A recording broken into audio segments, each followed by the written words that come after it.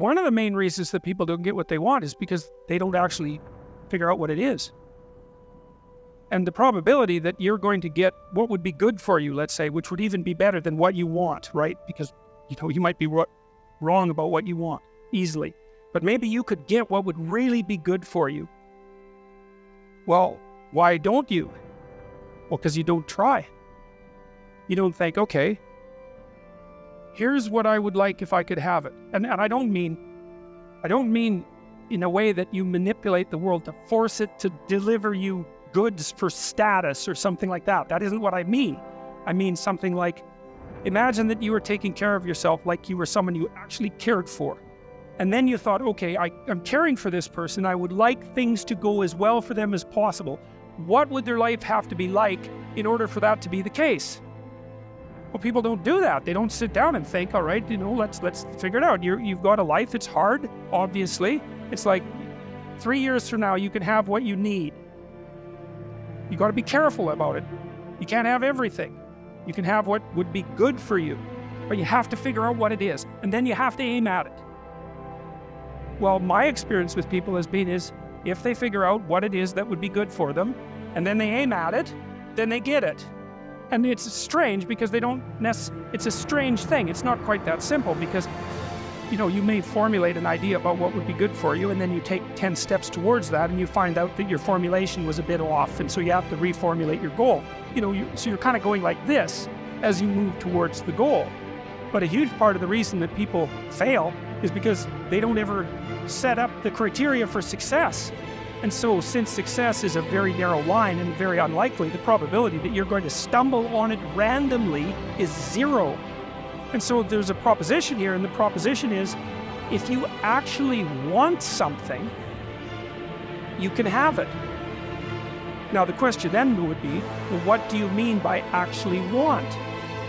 And the answer is that you reorient your life in every possible way to make the probability that that will occur as certain as possible. And that's a sacrificial idea, right? It's like, you don't get everything.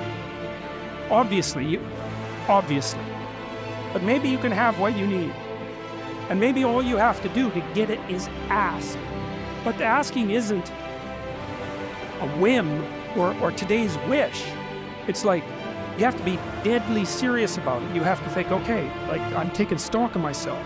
And if I was going to live properly in the world and I was going to set myself up such that being would justify itself in my estimation, and I don't mean as a harsh judge, exactly what is it that I would aim at? Sit on your bed one day and ask yourself, what remarkably stupid things am I doing on a regular basis to absolutely screw up my life? And if you actually ask that question, but you have to want to know the answer, right? Because that's actually what asking the question means. It doesn't mean just mouthing the words. It means you have to decide that you want to know. You'll figure that's out so fast it'll make your hair curl. Stop doing the things that you know are wrong that you could stop doing. Right? So it's a fairly limited attempt. First of all, we're not going to say that you know what the good is or what the truth is in any ultimate sense. But we will presume that there are things that you're doing that for one reason or another you know are not in your best interest. There's something about them that you just know you should stop. They're kind of self-evident to you. Other things you're going to be doubtful about. You're not going to know which way is up and which way is down. But there are things that you're doing that you know you shouldn't do. Now, some of those you won't stop doing for whatever reason. You don't have the discipline, or maybe there's a secondary payoff, or you don't believe it's necessary, or it's too much of a sacrifice, or you're angry or resentful or afraid. Who knows? So forget about those for now. But there's another subset that you could stop doing. It might be a little thing. Well, that's fine. Stop doing it and see what happens. And what'll happen is your vision will clear a little bit. And then something else will pop up in your field of apprehension that you will also know you should stop doing, and that you could stop doing because you've strengthened yourself a bit by stopping doing the particular stupid thing that you were doing before. That just puts you together a little bit more.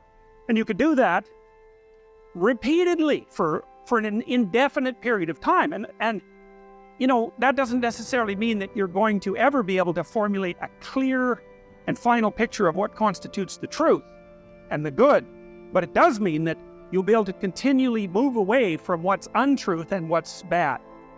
And, that's not a bad start. The next best predictor of lifetime success is conscientiousness. And of the two aspects of conscientiousness, say orderliness and industriousness, the better predictor is industriousness. So the question is, well, what can you do about your industriousness?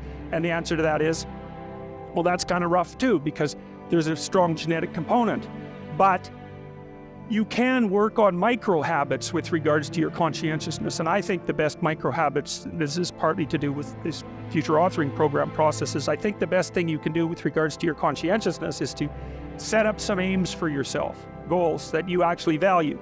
And the future authoring program helps people do that.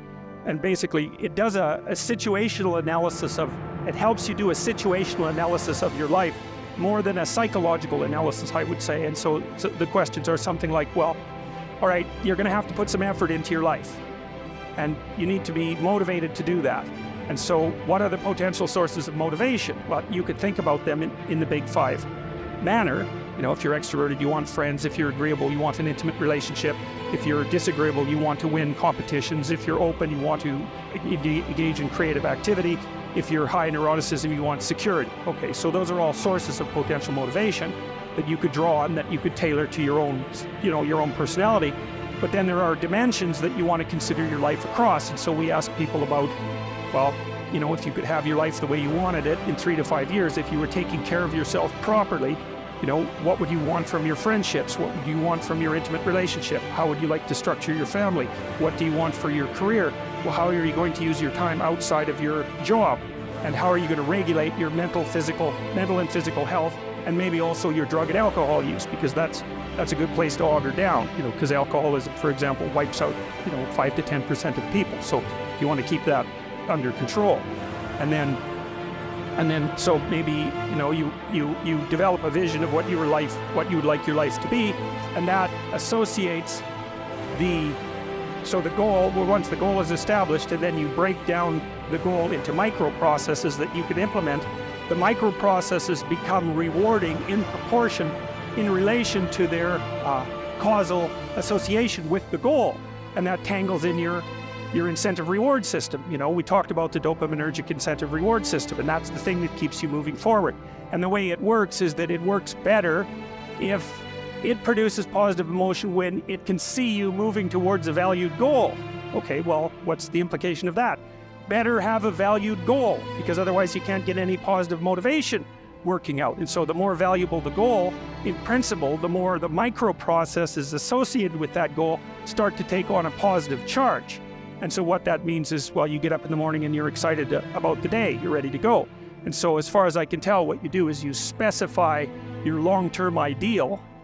Maybe you also specify a place you want to stay the hell away from, so that you're terrified to fail as well as excited about succeeding, because that's also useful. You specify your goal.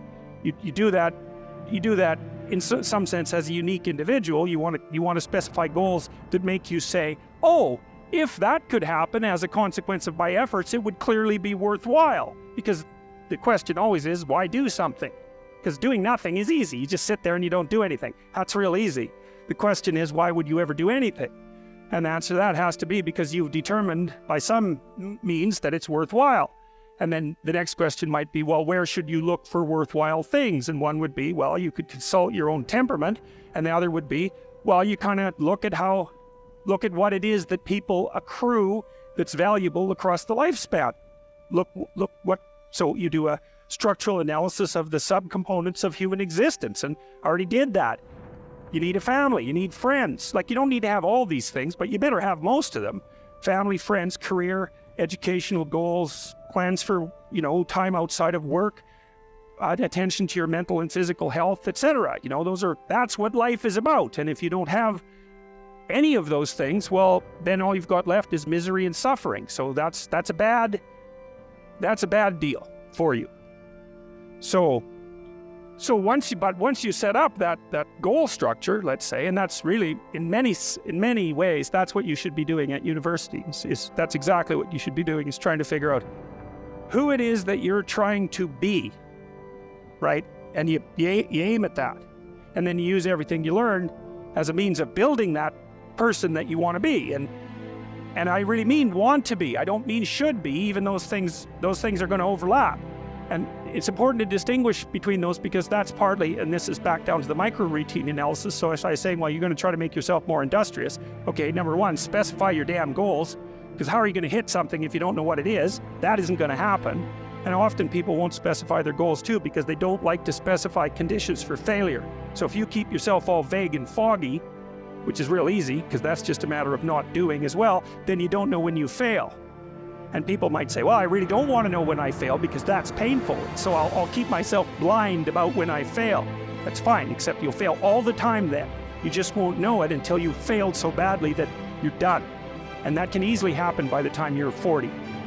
So I would recommend that you don't let that happen. So that's willful blindness, right? You could have known, but you chose not to. Okay, so once you get your goal structure set up, you think, okay, if I could have this life, looks like that might be worth living, despite the fact that it's going to be, anxiety-provoking and threatening, and there's going to be some suffering and loss involved in all of that. Obviously, the goal is to have a vision for your life such that, all things considered, that justifies your effort.